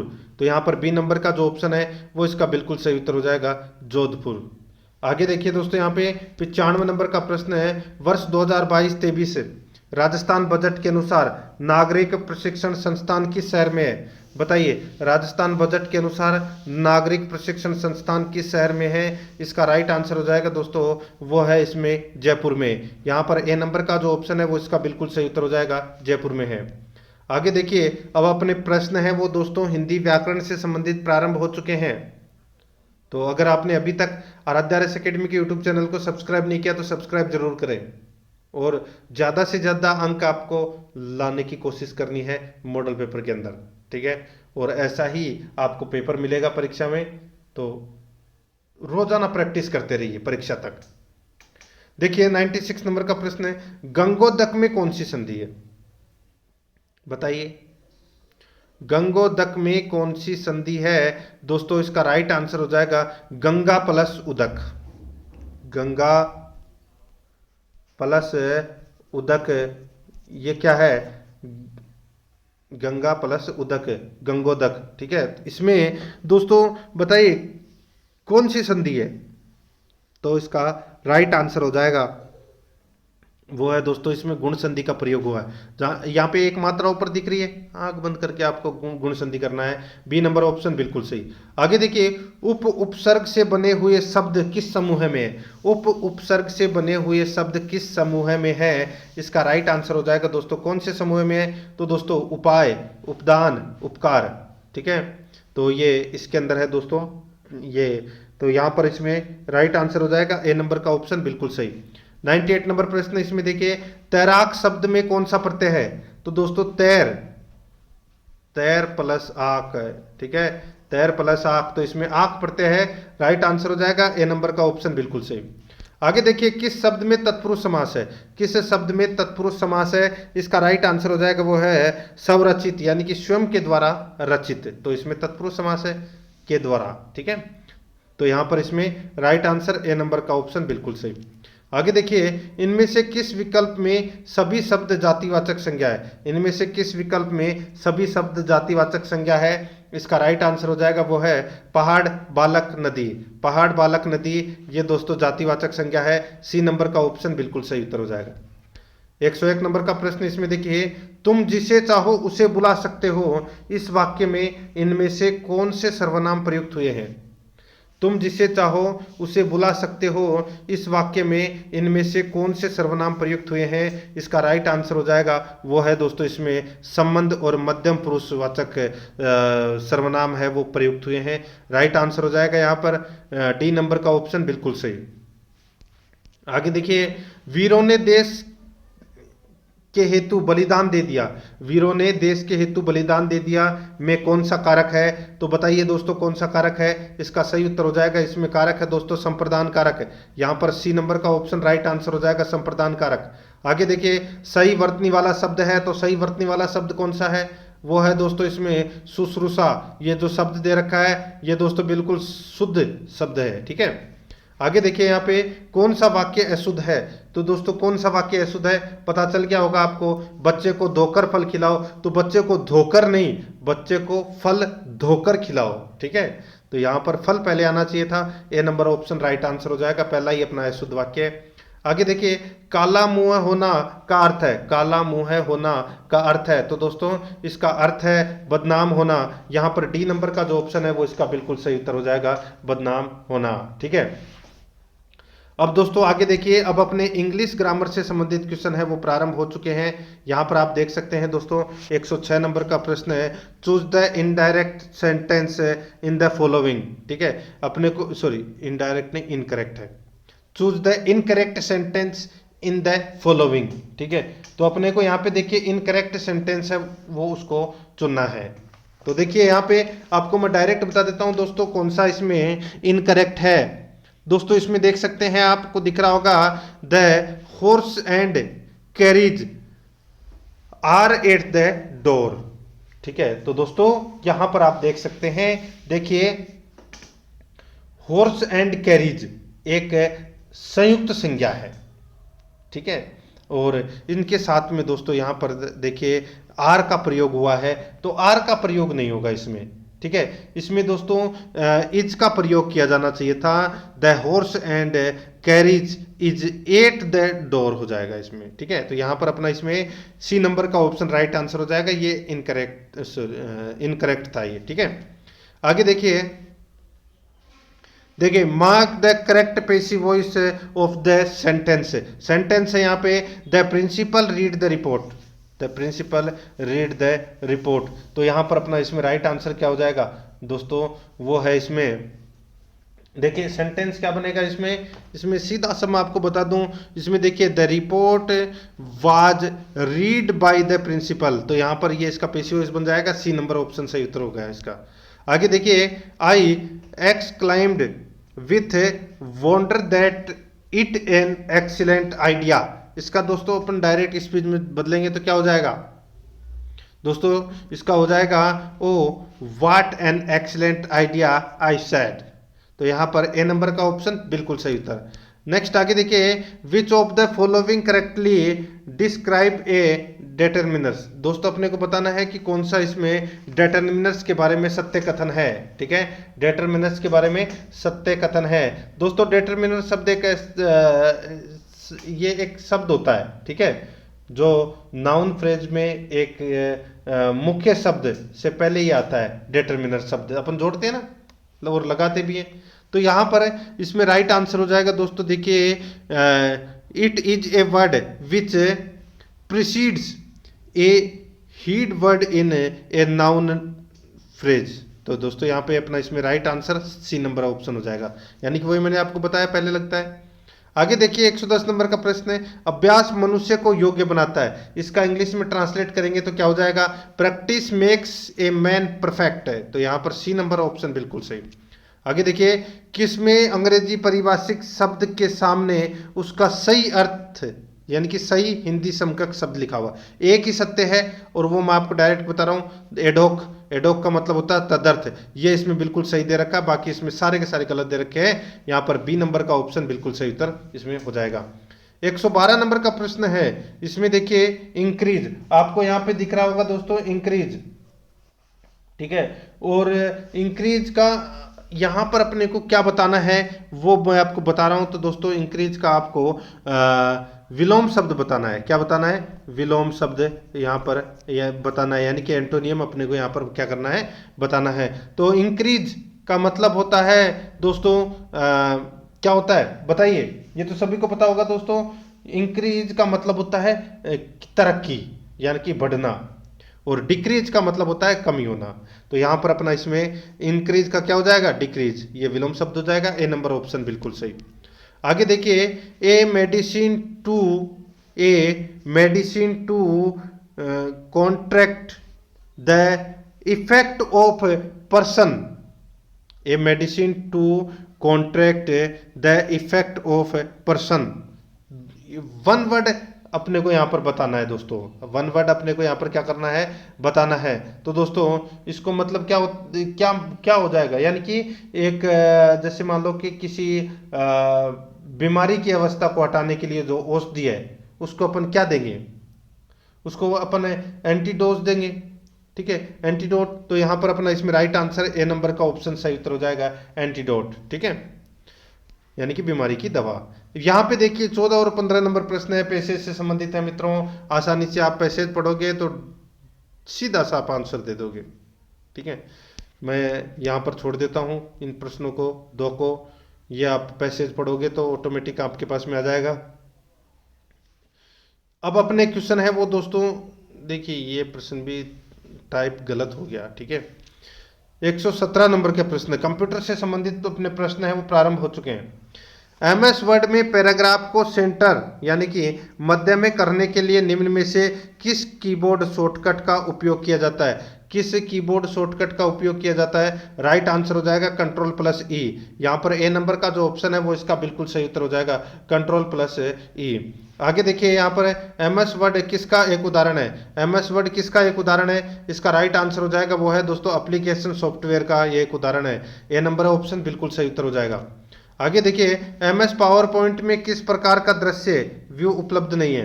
MS पावर पॉइंट में किस प्रकार का दृश्य व्यू उपलब्ध नहीं है? इसका बिल्कुल सही उत्तर हो जाएगा, वो है दोस्तों एक्सट्रीम एनिमेशन, एक्सट्रीम एनिमेशन। तो यहाँ पर बी नंबर का ऑप्शन बिल्कुल सही उत्तर हो जाएगा। 120 नंबर का प्रश्न है, एक्सेल में एक्टिव सेल के कंटेंट को कौन डिस्प्ले करता है? एक्सेल में एक्टिव सेल के कंटेंट को कौन डिस्प्ले करता है? इसका राइट आंसर हो जाएगा, वो है दोस्तों अपना इसमें फॉर्मूला बार। यहाँ पर सी नंबर का जो ऑप्शन है वो इसका बिल्कुल सही उत्तर हो जाएगा, फॉर्मूला बार। 121 नंबर का प्रश्न, इसमें देखिए, निम्नलिखित में से कौन सी विशेषता, निम्नलिखित में से कौन सी विशेषता विंडोज ऑपरेटिंग सिस्टम से संबंधित नहीं हो सकती है? निम्नलिखित में से कौन सी विशेषता विंडोज ऑपरेटिंग सिस्टम से संबंधित नहीं हो सकती है? इसका राइट आंसर हो जाएगा, वो है दोस्तों ओपन सोर्स। तो यहाँ पर बी नंबर का ऑप्शन राइट आंसर हो जाएगा, ओपन सोर्स। 122 नंबर का प्रश्न, इसमें देखिए, टेक्स्ट को केंद्र में अलाइन यानी कि सेंटर में अलाइन करने के लिए शॉर्टकट कमांड क्या है? तो वो शॉर्टकट कमांड है वो कौन सा है दोस्तों? इसका राइट आंसर हो जाएगा, वो शॉर्टकट कमांड है दोस्तों Ctrl+E।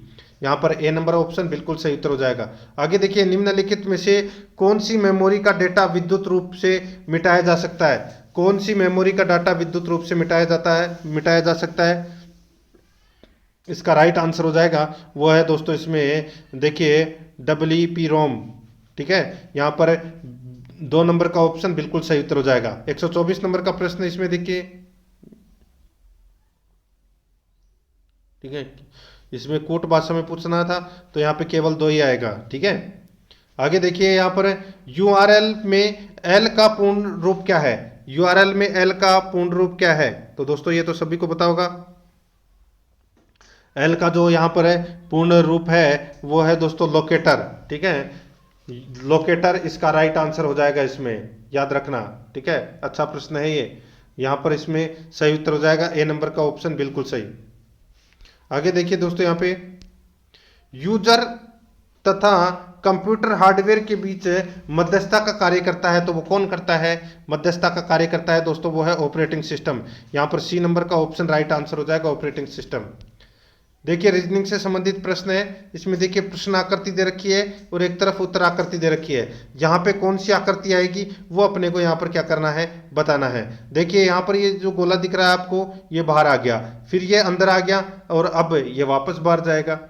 अब बाहर कौन से में जा रहा है? बाहर दोस्तों इन तीनों के अंदर जा रहा है। ठीक है, तो क्या होगा इस प्रश्न का सही उत्तर, वो आपको यहाँ पर क्या करना है, बताना है। तो दोस्तों इसका जो राइट आंसर हो जाएगा वो हो जाएगा इसमें सी नंबर वाला ऑप्शन, इसका बिल्कुल सही उत्तर इसमें हो जाएगा। ठीक है, आगे देखिए, निम्नलिखित आकृति में त्रिभुजों की संख्या ज्ञात करें। तो दोस्तों इसमें त्रिभुजों की संख्या है वो कितनी है? त्रिभुजों की संख्या की अगर मैं यहाँ पे बात कर रहा हूँ तो दोस्तों देखिए, इसमें आप गिन सकते हैं 1 2 3 4 5 6 7 7, एक ये हो गया दोस्तों 8, एक ये हो गया दोस्तों इसमें 9, एक ये हो गया इसमें 10। ठीक है, 10 के बाद में दोस्तों एक ये देखिए, एक ये हो गया 11, एक ये पूरा का पूरा हो गया दोस्तों इसमें 12। ठीक है, एक ये हो गया 13 और एक है दोस्तों इसके अंदर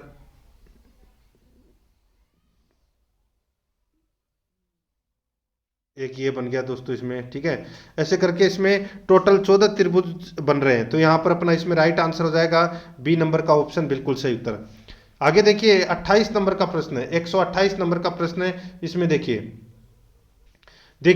एक आदमी 9 किलोमीटर पूर्व की ओर चला। एक आदमी 9 किलोमीटर है वो दोस्तों पूर्व की ओर चला 9 किलोमीटर। ठीक है, उसके बाद दक्षिण की ओर 12 किलोमीटर चला। उसके बाद में दक्षिण की ओर दोस्तों एक इसने क्या किया, 12 किलोमीटर चला। ठीक है, दक्षिण की ओर इसने क्या किया, 12 किलोमीटर है वो चला। ठीक है, अब दोस्तों यहां पर देखिए अपने को ये बीच की दूरी है वो ज्ञात करनी है, ये बीच की दूरी। अब यहाँ पे सीधा सा है 9 का स्क्वायर प्लस 12 का स्क्वायर कर दो और फिर उसका रूट निकाल दो। 9 का स्क्वायर होता है कितना, 81, और 12 का स्क्वायर कितना होता है 144। दोनों को जोड़ा तो कितना आ गया 225।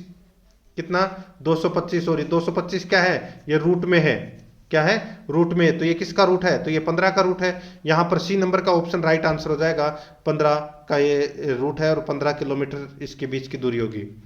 आगे देखिए, अगर एम जेड की बहन है, अगर एम है वो किसकी, जेड की बहन है, और जेड पी की पत्नी है, जेड है ये पी की पत्नी है, P ए का बेटा है, P है वो ए का बेटा है, तो Z का ए से क्या संबंध है, Z का ए से क्या संबंध है, तो ये दोस्तों बेटा ही हुआ इसका, ठीक है, Z का।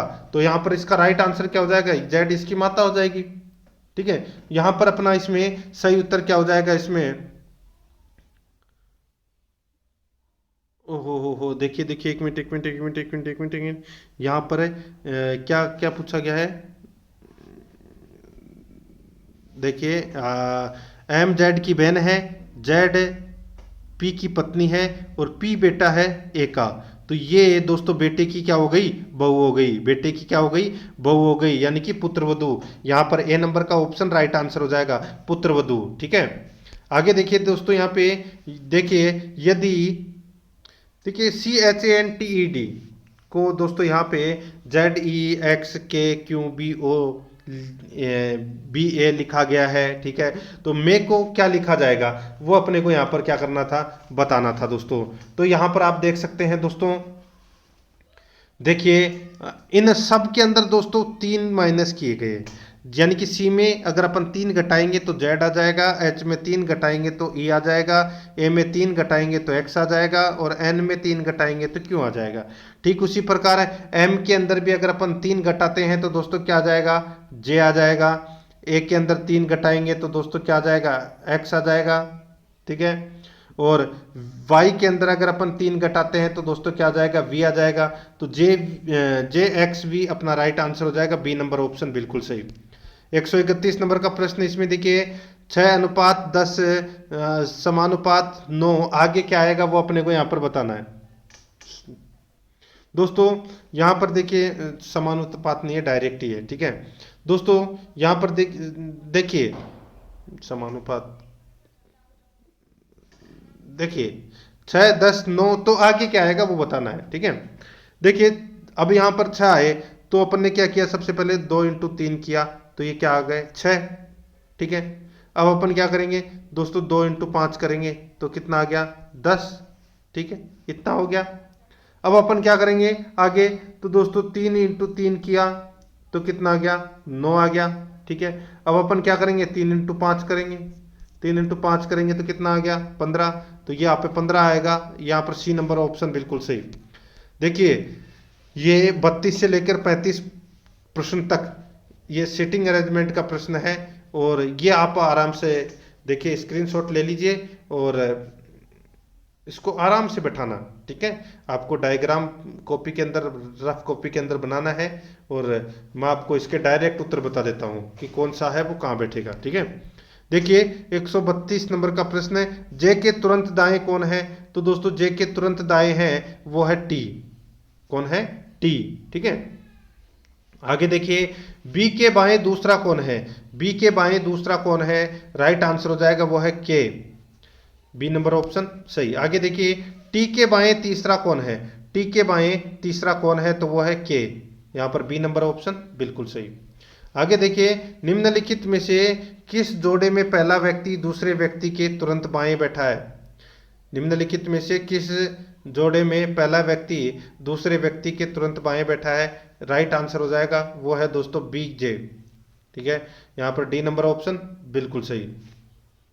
आगे देखिए 136 नंबर का प्रश्न है, देखिए 17 + 17 28 95, 18 + 18 32 45 तथा 19 + 19 36 15 हो तो 23 × 23 क्या होगा, तो 23 × 23 क्या होगा दोस्तों बता दूं मैं आपको। देखिए यहाँ पे आपको 17 × 17 करोगे, ठीक है, तो कितने हो जाएंगे 289, ठीक है, कितने हो गए 289, ठीक है, इतना समझ में आ गया। अब यहां पर आप देख सकते हैं दोस्तों, देखिए 289 यहां पर लिखे हुए हैं, 289 5, साथ में क्या लगा हुआ है 5 लगा हुआ है, तो आप 5 को तो मतलब हटा लीजिए, यानी कि ये क्या हो गया 17 का क्यूब हो गया 289, 5 अपन ने एक्स्ट्रा लगा दिया। 18 का क्यूब दोस्तों कितना होता है 324, और यहाँ पर देखिए 324 लिखा हुआ है, इसके आगे अपन ने 5 और लगा दिया। उसी प्रकार 19 का स्क्वायर होता है 361, आगे 5 लगा दिया। अब 23 का स्क्वायर कितना होता है दोस्तों, 23 का स्क्वायर होता है 529। कितना होता है 529। इसमें अपन 5 और आगे लगा देंगे तो क्या हो जाएगा 5295, और यही अपना राइट आंसर हो जाएगा, डी नंबर ऑप्शन बिल्कुल सही। आगे देखिए यहाँ पे ROME को मोर लिखा गया है, यानी कि पहला अक्षर कहाँ चला गया, तीसरे नंबर पर। उसी प्रकार डेयर के अंदर भी दोस्तों पहला अक्षर कहाँ पर चला जाएगा, तीसरे नंबर पर। और तीसरे नंबर पर डी किस में दिखाई दे रहा है, ये रहा सी नंबर वाले ऑप्शन में, और यही अपना इसमें राइट आंसर हो जाएगा। आगे देखिए श्रृंखला में दी गई गलत जन्म तिथि ज्ञात कीजिए। दोस्तों गलत जन्म तिथि है वो यहाँ पर ज्ञात करना है, ठीक है। देखिए यहाँ पर देखिए 31/2/1970, ठीक है, 31/2/1970। तो दोस्तों दूसरे महीने में 31 तारीख कभी आती नहीं है, फरवरी महीने में कभी 31 तारीख आती है क्या, नहीं आती, ठीक है। 28 और 29 बस इतने ही रहते हैं। यहाँ पे 31 तारीख दे रखी है तो ये अपना गलत है, सीधा सा है।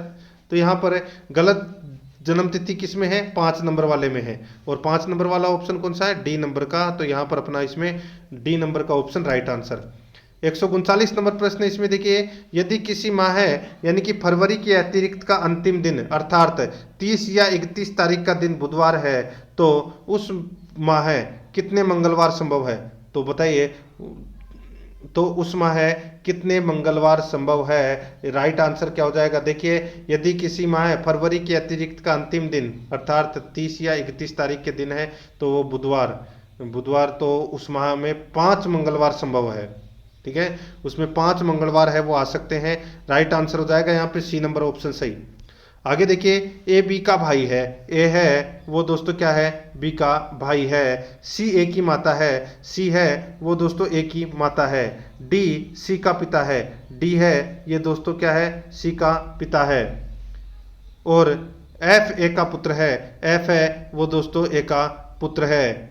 ए एफ के बच्चे से किस प्रकार संबंधित है, ए एफ के बच्चे से किस प्रकार संबंधित है। तो दोस्तों एफ के बच्चे का तो ए कौन लगा, दादा लगा, ठीक है, कौन लगेगा, दादा। तो यहां पर अपना इसमें राइट आंसर क्या हो जाएगा, डी नंबर का ऑप्शन बिल्कुल सही उत्तर हो जाएगा, दादा। आगे देखिए 41 नंबर का प्रश्न है, 141 75070 के निकटतम वह कौन सी संख्या है जो 65 से भाज्य है, जो 65 से भाज्य है। तो दोस्तों 75,070 को 65 से भाग देने पर कितना शेषफल बचेगा। तो दोस्तों आप भाग दोगे तो दोस्तों इसमें कितना शेषफल बचेगा, 60 शेषफल बचेगा। इसमें कितना बचेगा, 60 शेषफल। तो सीधा सा है 75,070 में आपको क्या करना है, 5 और जोड़ना है तो पूरा पूरा भाग चला जाएगा। तो यहां पर अपना इसमें राइट आंसर क्या हो जाएगा, वो है दोस्तों 75,075, बी नंबर का ऑप्शन राइट आंसर हो जाएगा। ये पूरी पूरी बातें हो जाएगी। आगे देखिए 142 नंबर का प्रश्न है, एक परीक्षा में लड़कियों और लड़कों के न्यूनतम पासिंग प्रतिशत क्रमशः 30% और 45% है। एक लड़के को 280 अंक मिले और वह 80 अंक से फेल हो गया, 80 अंक से वो फेल हो गया, यानी कि दोस्तों 280 अंक तो उसको मिले, ठीक है, 280 प्लस इसमें 80 और जोड़ दीजिए तो ये अपना कितना हो गया, 45% हो गया, ठीक है, ये अपना कितना हो गया, 45% हो गया। सीधा सा है, आपको ज्यादा दिमाग लगाने की जरूरत नहीं है। एक लड़की को 108 अंक मिले तो पास होने के लिए उसे और कितने अंक मिलने चाहिए थे, ठीक है। तो ये मैटर नहीं करता, सबसे पहले तो आपको ये पता होना चाहिए कि पूरा पूर्णांक कितने का था। देखिए 280 प्लस 80 और ये कितना है 45%, तो इसके ऊपर 100 और लिख दीजिए। ये लो अपन 100% निकाल सकते हैं, ठीक है। अब आप इसको काटोगे पिटोगे तो इसमें पूर्णांक आ जाएगा टोटल, परीक्षा में कुल अंक है तो परीक्षा कुल अंकों की कितनी की है, तो दोस्तों ये 800 अंकों की है। कितने की है, 800 की। तो 800 का 30% कितना होता है, वो होता है दोस्तों 240। अब 240 अंक चाहिए थे किसको, लड़कियों को पास होने के लिए, आए कितने हैं 108। अब 240 में से 108 माइनस कर दीजिए तो 132 आ जाएगा अपना राइट आंसर। 132 अंक और मिलने चाहिए थे, यहां पर ए नंबर का ऑप्शन बिल्कुल सही। आगे देखिए कितने वर्षों में 6% वार्षिक साधारण ब्याज की दर से कोई धनराशि स्वयं की दुगनी हो जाएगी। तो दोस्तों स्वयं की दुगनी हो जाएगी, ये हो जाएगी दोस्तों 16 वर्षों में, स्वयं की दुगनी 16 वर्षों में हो जाएगी। राइट आंसर इसमें सी नंबर ऑप्शन हो जाएगा। आगे देखिए, एल्कोहल का मूल्य 3.50 रुपये प्रति लीटर है और केरोसिन का मूल्य 2.50 रुपये प्रति लीटर है। इन दोनों को किस अनुपात में मिलाया जाए ताकि मिश्रण का अनुपात यानी मिश्रण का मूल्य 2.75 प्रति लीटर हो? इसका राइट आंसर हो जाएगा, देखिए सबसे पहले तो मैं आपको बता दूं, एल्कोहल और केरोसिन ये दोनों लिखना है, ठीक है। और फिर दोस्तों इसमें अपने को क्या करना था कि मिश्रण तो दे रखा है, केरोसिन का भी मूल्य दे रखा है, इसका भी मूल्य दे रखा है।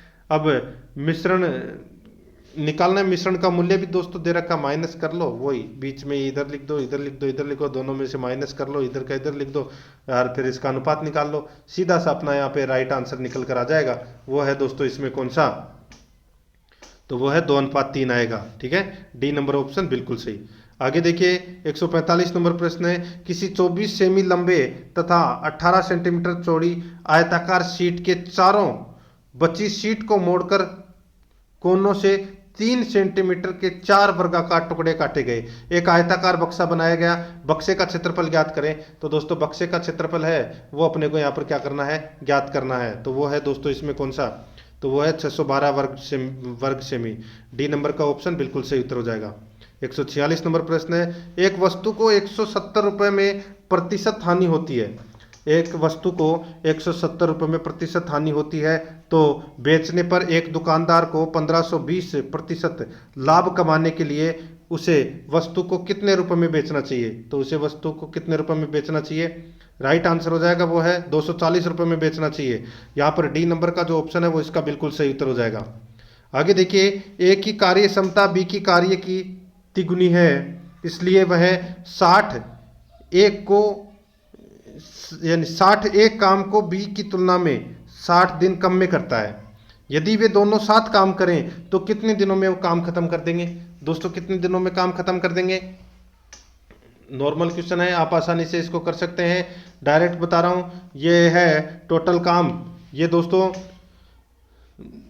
कितने दिन में कंप्लीट हो जाएगा? तो दोस्तों मैं आपको यहां पर बता दूं, ये काम है ये दोस्तों 22.5 दिन में कंप्लीट हो जाएगा। कितने दिन में? 22.5 दिन में, ठीक है। तो 22 सही है, 1/2, 22.5 दिन में काम कंप्लीट हो जाएगा। आगे देखिए 148 नंबर का प्रश्न है, एक राशि जिसका ब्याज वार्षिक रूप से जोड़ा जाता है 10% प्रति वर्ष चक्रवर्ती ब्याज पर 2 वर्षों में 12,000 रुपये हो जाएगी, वह राशि है। तो दोस्तों वो राशि कितनी है? वो राशि है दोस्तों इसमें 10,000 रुपये। ऑप्शन उठा के कर लीजिए, ठीक है। 10% की बात से 10% प्रतिवर्ष चक्रवर्ती ब्याज पर 2 वर्षों में 12,000 रुपये हो जाएंगे, ठीक है। तो सीधा सा है, ब्याज है वो वार्षिक रूप से जोड़ा जाता है। तो यहां पर अपना इसमें राइट आंसर क्या हो जाएगा? वो है, हालांकि इसमें 12,000 कुछ 100 रुपये आने चाहिए, 12,100, ठीक है। 2 वर्षों में 12,100 रुपये की राशि हो जाएगी। तो मूलधन यहाँ पर आ जाएगा 10,000 रुपये, ठीक है। 4 नंबर ऑप्शन बिल्कुल सही। आगे देखिए, यदि किसी समचतुर्भुज के विकर्ण 16 सेमी तथा 12 सेमी है तो समचतुर्भुज का परिमाप कितना होगा? तो समचतुर्भुज का परिमाप होगा दोस्तों इसमें कौन सा? तो इसमें देखिए ये 4 का समचतुर्भुज का परिमाप है वो दोस्तों इसमें 4 × 10 सेमी हो जाएगा, यानी कि 40 सेमी इसका राइट आंसर, ठीक है। तो यहाँ पर है बी नंबर का ऑप्शन बिल्कुल सही। और 50 नंबर का प्रश्न इसमें देखिए, चक्रवर्ती ब्याज से कोई धनराशि 5 वर्षों में खुद की दुगनी हो जाती है तो समान ब्याज की दर से कितने वर्ष में वह खुद की 8 गुना हो जाएगी? राइट आंसर हो जाएगा दोस्तों वो है 15 वर्ष में। यहाँ पर ए नंबर का ऑप्शन बिल्कुल सही उत्तर इसमें हो जाएगा। तो दोस्तों इसी के साथ मैंने आपको सीईटी राजस्थान स्नातक लेवल के लिए मॉडल पेपर नंबर 4 है वो कंप्लीट करवा दिया है। दोस्तों रोजाना आपको मॉडल पेपर का टेस्ट देना है जब तक परीक्षा नहीं हो तब तक। और आराध्या आरएस एकेडमी के यूट्यूब चैनल को अगर आपने अभी तक सब्सक्राइब नहीं किया तो सब्सक्राइब जरूर करें, बेल आइकन को दबाएं, वीडियो को लाइक और अपने दोस्तों के पास में शेयर जरूर करें। मिलते हैं दोस्तों नेक्स्ट वीडियो में। जय हिंद, जय भारत।